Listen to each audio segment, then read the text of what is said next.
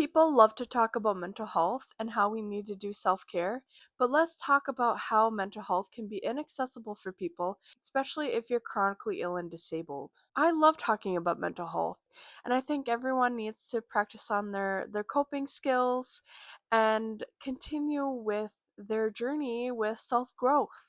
But I do realize that it can be inaccessible for people to access these mental health resources, or the situations that they're in, it's just nearly impossible to practice on their mental health. First off, let's talk about therapy. That's usually the resource that people connect people to when they're working on their mental health. First of all, like if you're chronically ill and disabled, you have to find a place that's accessible for you.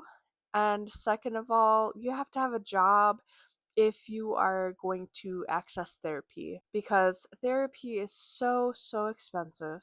And if you do have health care, that's usually connected to your job, and not everyone that is chronically ill and disabled can work.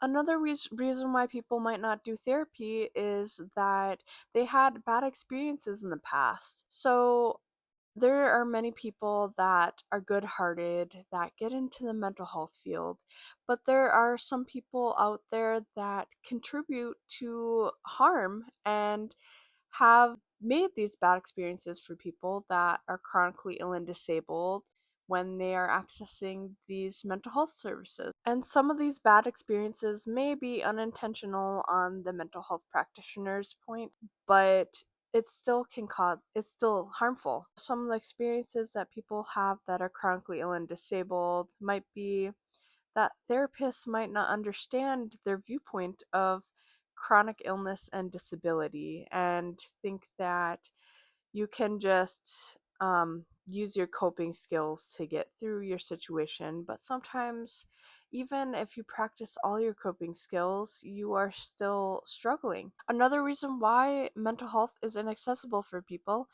is the jobs in our capitalist society. Chronically ill and disabled people that might not be able to work, and for those that can, it's impossible to climb the ladder because we are exhausted. It's a full time job just having a chronic illness to begin with.